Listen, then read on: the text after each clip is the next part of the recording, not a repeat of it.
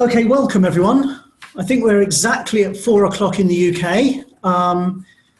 And I'd just like to welcome everyone to this World Refugee Day, What's Happening in Language for Resilience webinar.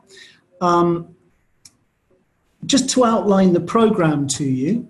So first of all, after a few words from me, we're going to break this into 3 short sessions. We're going to go over to my colleague, Frankie Randall, who is in Jordan. And Frankie is with a couple of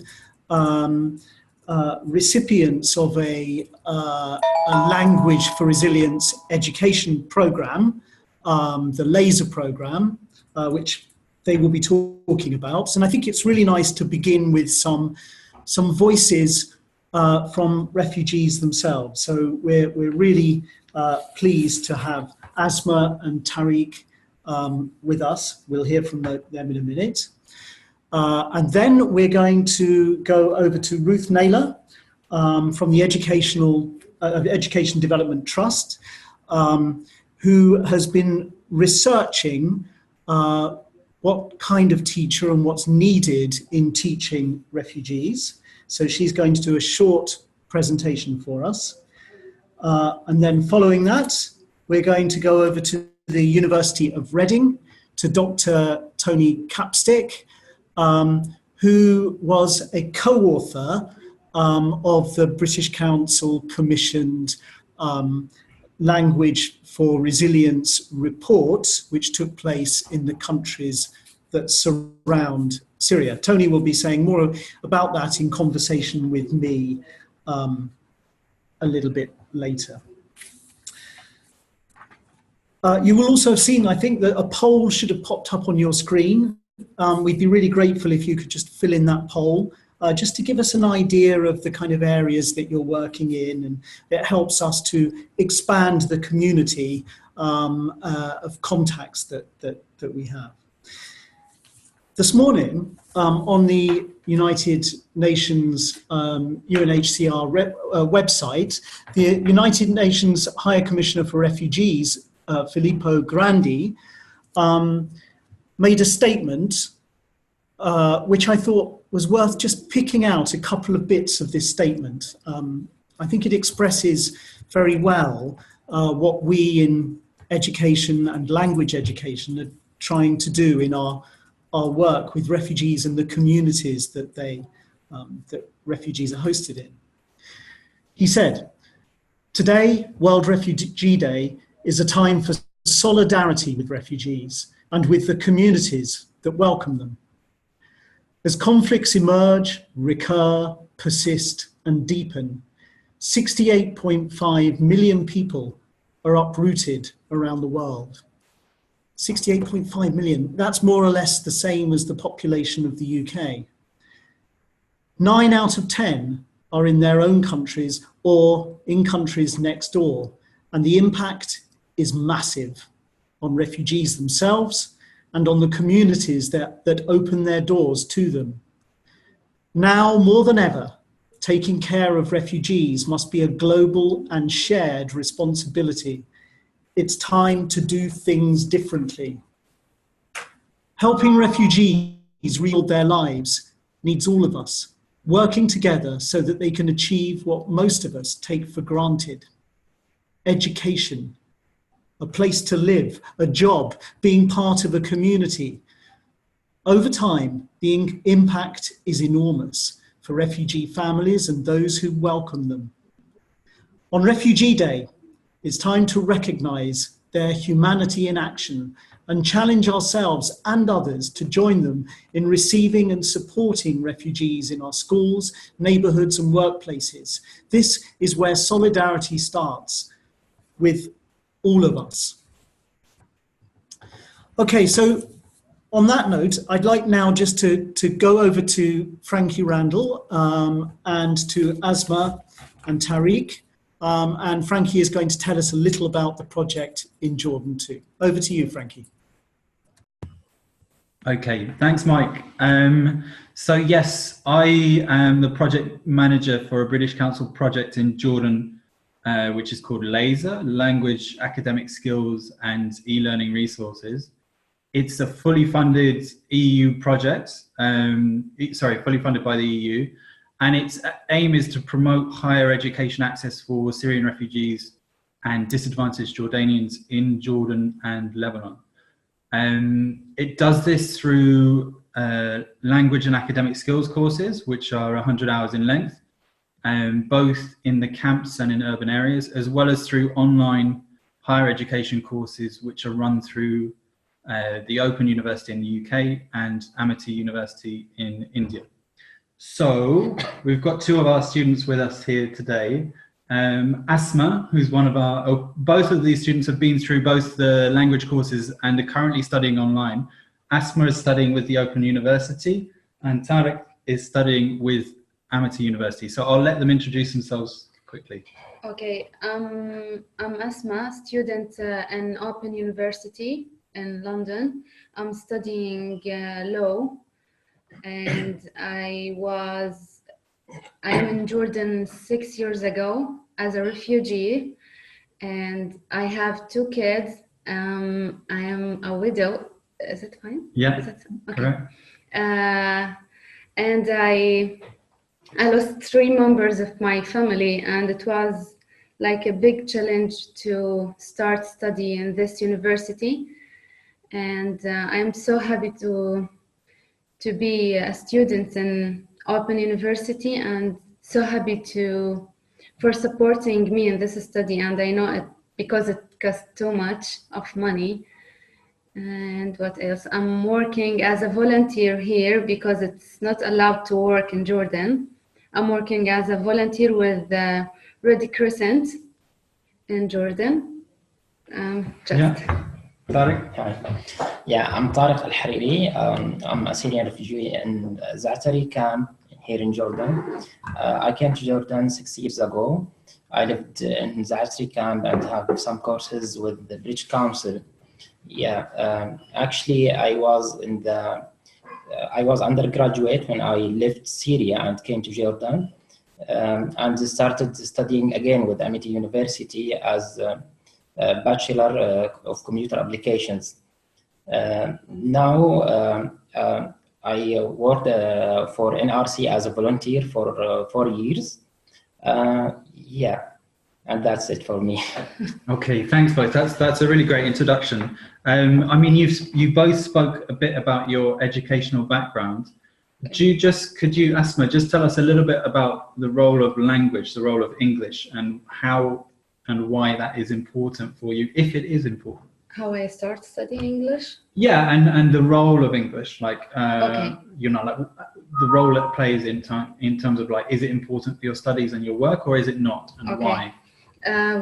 When I came to Jordan, I couldn't like talk English well, but British Council was provided free courses for refugees. I started to go to these courses because I love English and it's the language of the world, and every company or every organization or every job asks you to like certificate of English. And I started to learn English, and because it's very good because like I am a volunteer, they accepted me in the organization because I speak English, and I help them with help the refugees. Mm-hmm. And because I had the same circumstances, you know. Mm-hmm.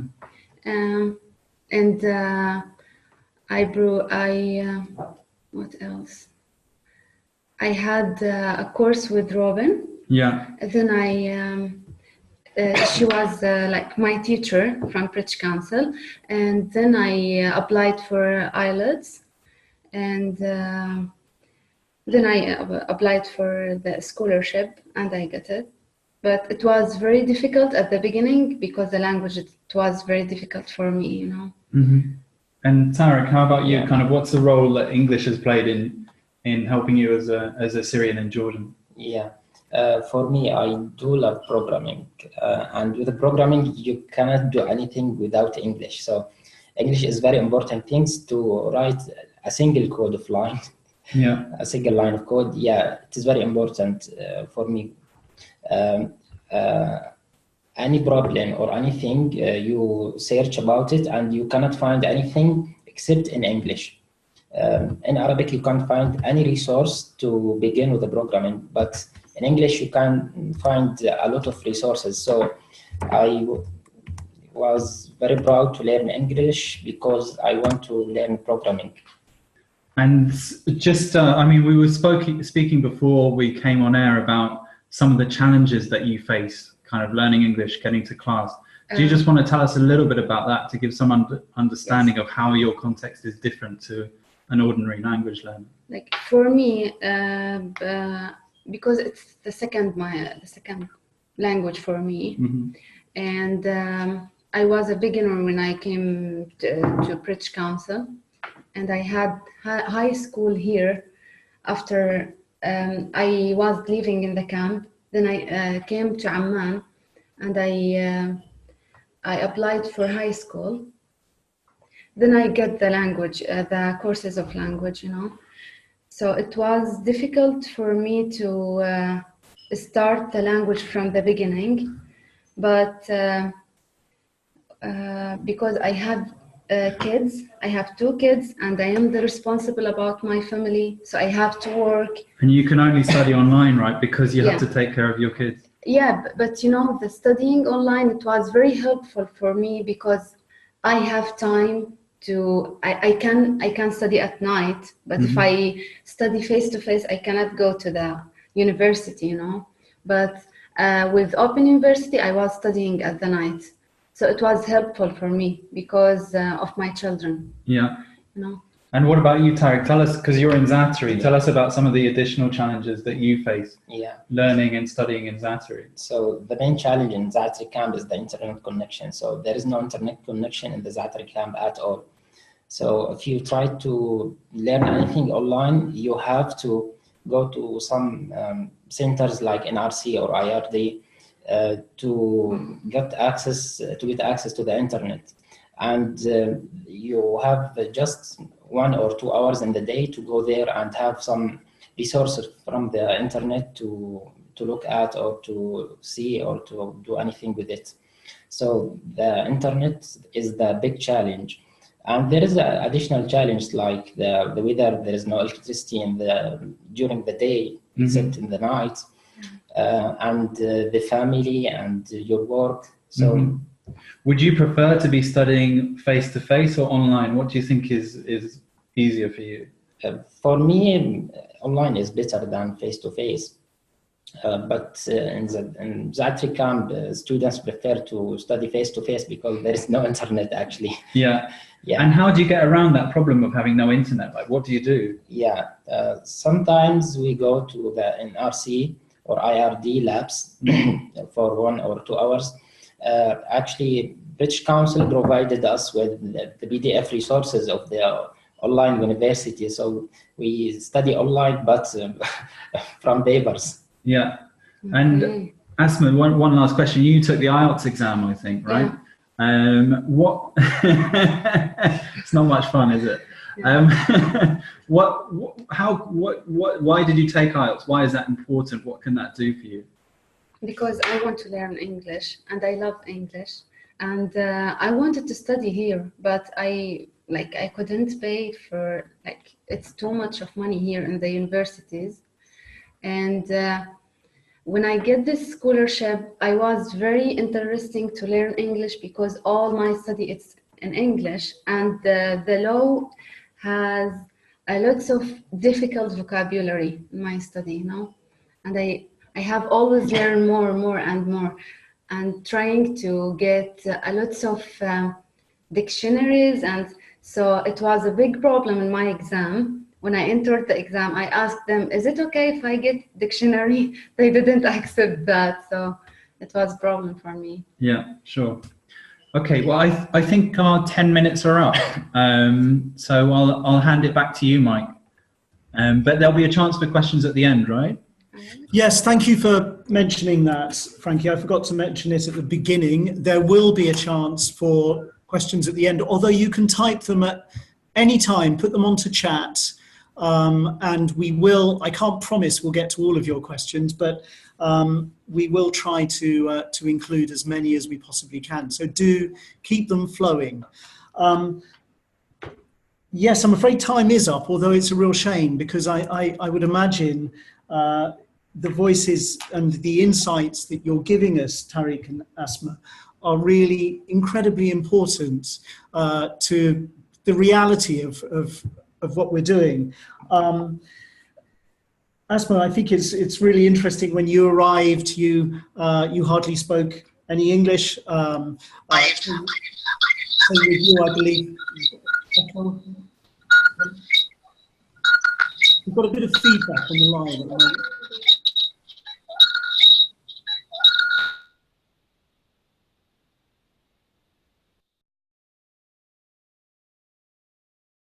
There we go.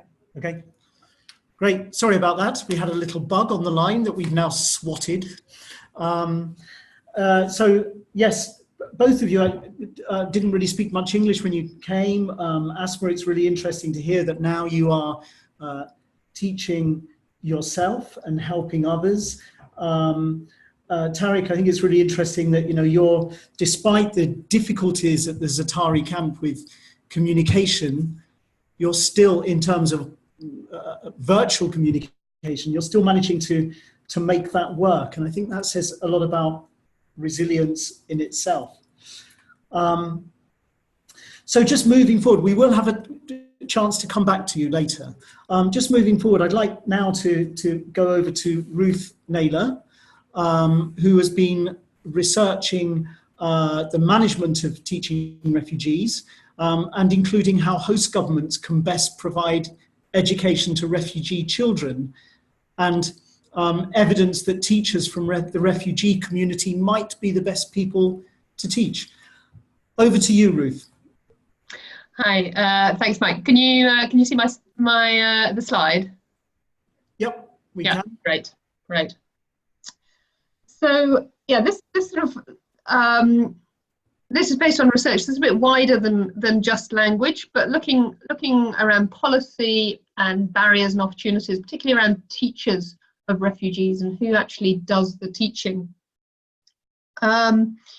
It's based on two pieces of research I've worked on.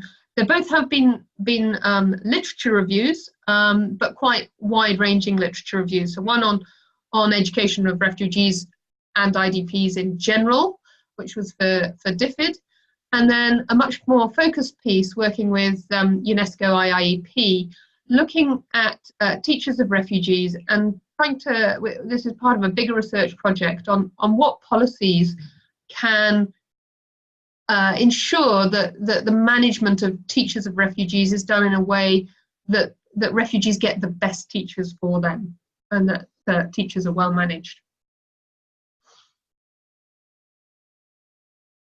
So just to sort of set the scene really of some of the big dilemmas, there's a traditional model of refugee education, which has been refugee-only schools, often run by refugees themselves or by the UNHCR or NGOs, often in camps, with teachers recruited often from refugees, and sometimes they might be trained, sometimes they might get some training. Occasionally they're qualified teachers from the host country, but often not. They're often just volunteers, and they're rarely qualified. And the choice of curriculum has been a bit ad hoc or very variable from context to context. And for a long time, that's how UNHCR worked. They worked independently of the host country Ministry of Education and and Education system. But since about 2012, the new model is for integrated education. So promoting as far as possible integrating refugee children and refugee learners into the host education system, the mainstream host system, So under the control of the Ministry of Education, with qualified teachers, much more sort of formal and controlled, less ad hoc, but using the language of instruction and the curriculum of the host country. And I'm going to explore some of the dilemmas around why this is the new model that's being promoted by UNHCR and the European Parliament and the SDGs and by the global community of the best way to support refugee education, but what implications that has in terms of who teaches refugees. So the first very fundamental dilemma is education for where? Part of being a refugee is that state of uncertainty. Where are you going? What jobs are going to be available to you? Is it education for return home? Is it education for the country you're in? Is it education to become a global citizen? And linked to that is there's which curriculum, but really centrally which language or which languages. We know that the pedagogic choice and also, you know, strong identity reasons why getting good education in mother tongue, especially for young learners, is really important, getting a really good foundation in literacy in mother tongue.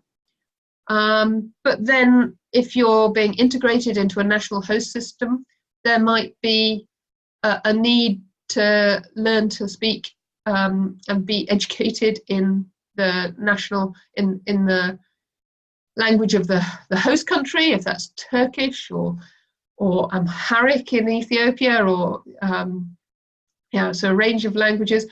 Or there may be a need to transition to there may be a strong desire and a strong pragmatic reasons to go for an international language, English in many cases.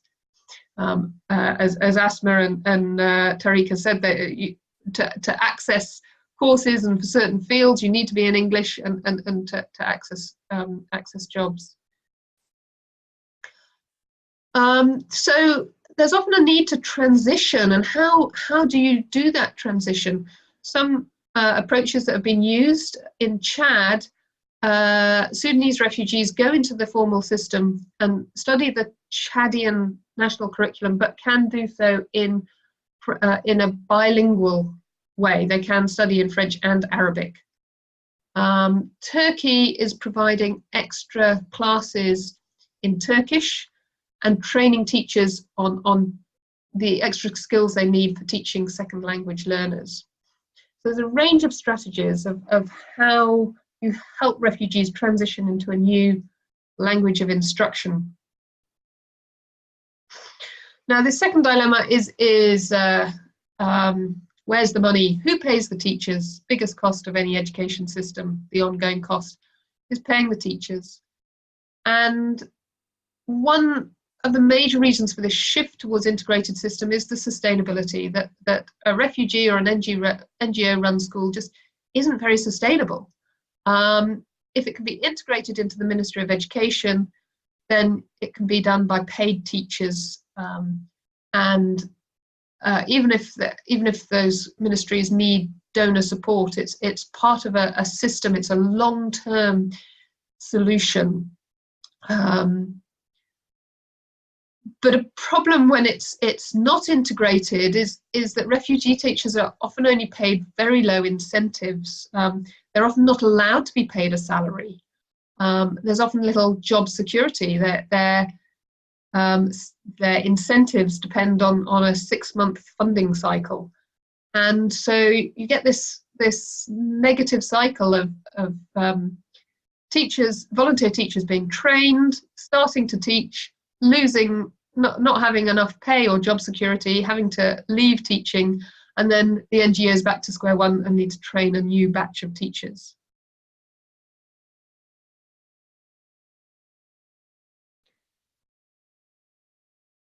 And the dilemma which our current research with IIP, UNESCO IIP, is really about who teaches refugees, who is the best. And there are cases, it depends context to context, but there's often a strong case for using refugee teachers, especially in the case of Syrian refugees, where there are many very well qualified teachers among the refugee population. And even where there aren't, when you're talking about Somali or South Sudanese refugees, where the level of education is quite low among the refugees, they still share a language and experience and culture, so have a lot they can bring to teaching. Whereas national teachers tend to be better qualified and better equipped for teaching in an integrated system, where you're helping to bring refugees and train them to be citizens of the new society for the host country. So just an example there from Dadaab, where 10% of teachers are qualified Kenyans. In fact, schools have to have at least 10% of qualified Kenyans in schools to be recognised as a school where they can sit exams. But the majority are Somali teachers, very few of whom are qualified, and most have no training. So you have this dilemma between teachers who can relate closely to the students, and teachers who are qualified but may not be able to relate to them or even speak to them in a common language.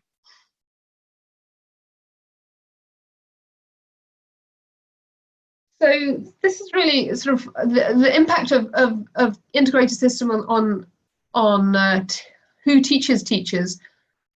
They are more sustainable, and they do help. They do meet the sad reality that most refugees are refugees in the long term. That I think on average it's 20 years duration being a refugee. But in practice, it means that in these integrated systems that they're becoming more and more the case, the teachers tend to be nationals and not refugees, because it's really hard for refugee teachers to teach in a national school. In many cases, they're not allowed to work. They might not be allowed to work at all, but often restrictions on working in the public sector.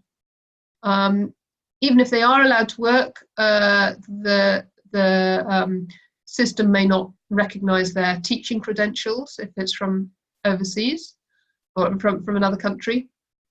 There are big barriers about the language and the curriculum. And for those who aren't qualified as teachers but would like to be, there's often barriers to becoming teachers, restrictions on movement, where there's especially where there's encampment policies, and restrictions on access to higher education in the host country.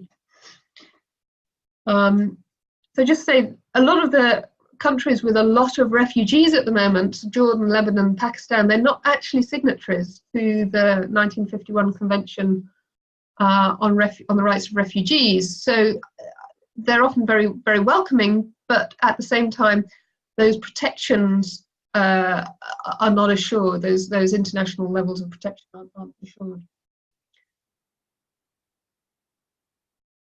So just to end briefly on some of the opportunities then, one solution is to employ refugees as teaching assistants. So you have a national teacher working alongside a refugee teacher to provide that bridge to the learners. There are examples of regional certification, and we've heard about laser and a lot of opportunities in higher education for internet learning, and often a blended approach works well with both a mixture of face-to-face support and internet. And there also are, at the lower end, there are new roles for teachers with younger learners following self-learning programs and teachers facilitating those. So there is promise of ICTs, but as Tariq has clearly said, there are still challenges. It's not yet a solution in places like Zatari camp and many other refugee contexts. So so there are potential solutions, but there are still a lot of policy and legal barriers that are a challenge for ensuring that refugee learners get the best teacher and are able to learn in their home language while still learning new languages.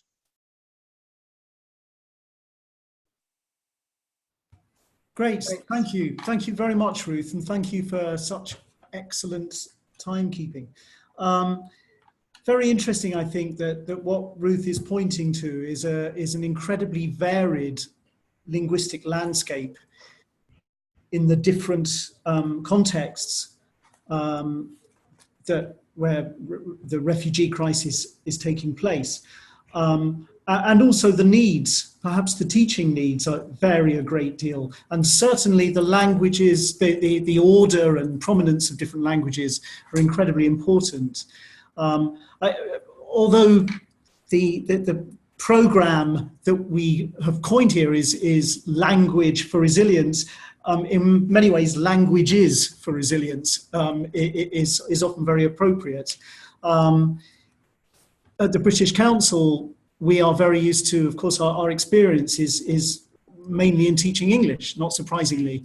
But in some of the programs we're running in this field, for example, in Argentina, I'm aware now that we have some people from, quite a number of people from the Americas have joined us. And in Argentina, there is a program working with Syrian refugees that the Argentine government have taken in. And of course, there, the main need is definitely not English, but Spanish. So it's looking at the appropriate languages that people are working with. I visited a camp on the Sudanese border not so long ago. I believe it was between 20 and 30 languages were spoken in some of the classrooms that I visited. So incredibly complex needs. Just to let you know that we now have, I think, 44 participants. Usually in this kind of webinar, we expect numbers to drop off a little bit during the webinar, and interestingly, more people are joining us, so welcome to those that are coming in. Also, just to let you know, the poll that, if you haven't done it yet, please do fill in the poll that should be on your screens. Just to let you know a few interesting things from that poll. 17% of us are working directly with refugees in the field. 29% are supporting or managing indirectly, and 13% doing both. And also we have people from the Middle East and North Africa. We've got some people from Asia. We've got 21% of people from Europe, and the same number, 21% of people from the Americas. 25% of people are from other. I'm not quite sure where that would be, but anyway.